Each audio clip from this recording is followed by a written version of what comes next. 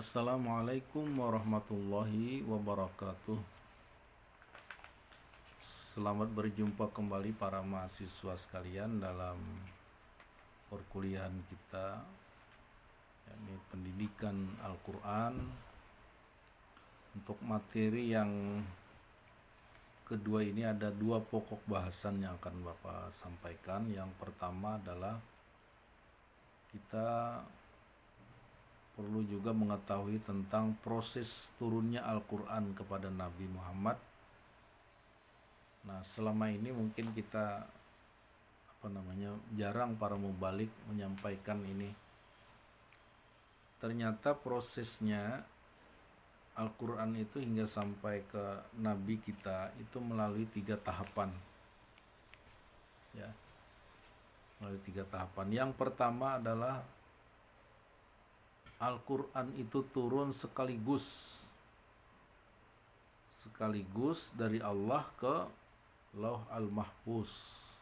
Ini satu tempat. Lauh Mahfuz ini adalah tempat di mana yang mengetahuinya hanya Allah yang mengetahui, tempat menyimpan segala sesuatu. Ya, ini ada penjelasannya di bawah, adalah menyimpan catatan yang di dalamnya terdapat mengenai segala sesuatu yang eksis dan yang ditulis semenjak zaman azali, ya, yaitu satu tempat yang merupakan catatan tentang, yang menyimpan catatan tentang segala sesuatu, ketentuan dan kepastian dari Allah. Lauh Al-Mahfuz. Jadi dari Allah ke Lauh Al-Mahfuz tadi, Al-Quran itu diturunkan sekaligus.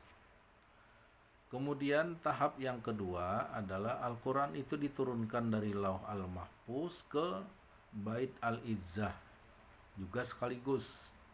Nah, apa itu Bait Al-Izzah? Bait Al-Izzah ini adalah suatu tempat yang berada di langit dunia, di mana posisinya hanya Allah yang tahu. Tidak ada penjelasan yang lebih rinci. Yang jelas dari Lauh Al-Mahfuz ke Bait Al-Izzah ini itu turun Al-Quran itu sekaligus, ya. Nah, kemudian fase yang ketiga, nah inilah pada yang ketiga ini Al-Quran itu turun dari Bait Al-Izzah ke Nabi, ya. Jadi dari Bait Al-Izzah kepada Nabi dengan jalan apa? Berangsur-angsur, sesuai dengan kebutuhan. Ada kalanya 1 ayat, 2 ayat, dan bahkan kadang-kadang 1 surah. Nah, seperti itu. Jadi ada 3 tahapan. 2 yang pertama Al-Qurannya itu turun sekaligus. Kemudian yang ketiga baru berangsur-angsur, ya. Nah, pada tahap kedua Al-Quran turun dari Lauh Mahfuz ke Bait Al-Izzah inilah yang terjadi, yang dikenal dengan malam kemuliaan, yaitu malam Qadar, ya. Nah, jadi sekarang ini yang setiap tahun terjadi di bulan Ramadan itu adalah napak tilas, karena tidak ada lagi nabi yang menerima wahyu Allah, ya. Jadi napak tilas malam qadarnya ini, turunnya Quran ke langit dunia ini dikenal dengan malam qadar. Dan di situ setiap tahun ketika napak tilasnya ini, malam qadar itu kan dirahasiakan, pokoknya salah satu malam di antara malam bulan Ramadan.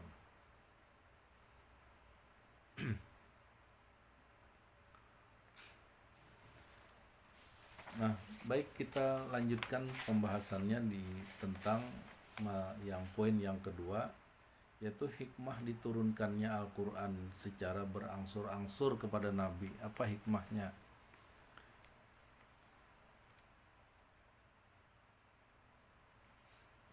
Ada beberapa catatan, ya, dari para ulama yang menyampaikan bahwa yang pertama, hikmahnya diturunkan berangsur-angsur itu adalah untuk memantapkan hati Nabi kita ketika menyampaikan dakwah Islam. Nabi Muhammad sering berhadapan dengan para penentang. Dengan turunnya wahyu secara berangsur-angsur dapat memantapkan hati Nabi dalam berdakwah secara fokus dan terus-menerus berdakwah. Itu dia.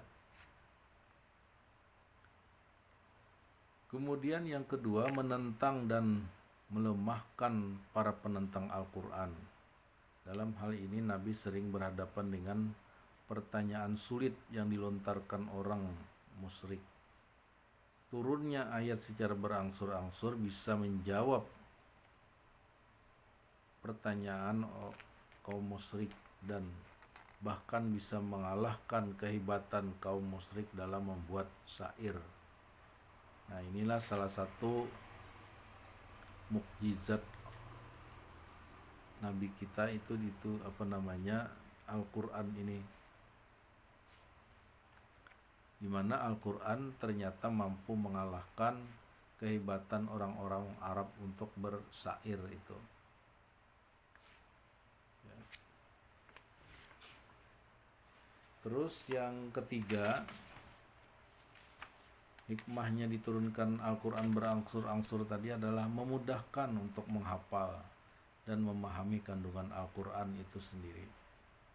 Kalau langsung nanti orang susah ya, sekaligus ini berangsur-angsur pelan-pelan.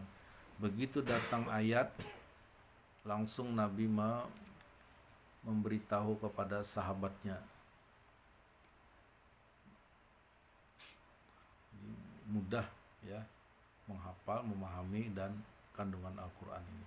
Kemudian yang berikutnya, mengikuti setiap kejadian yang karenanya ayat Quran turun dan melakukan penahapan dalam penetapan syariat.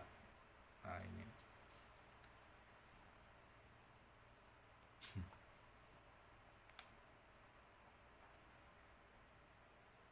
Inilah yang dikenal dengan asbabun nuzul ya, sebab turunnya ayat Al-Quran itu.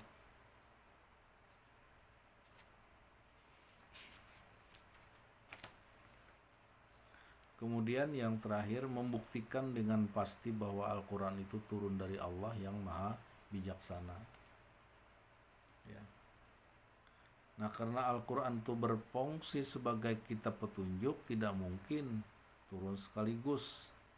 Allah maha bijaksana supaya Quran mudah dipahami, mudah dilaksanakan, maka Allah turunkan secara berangsur-angsur. Nah, itu.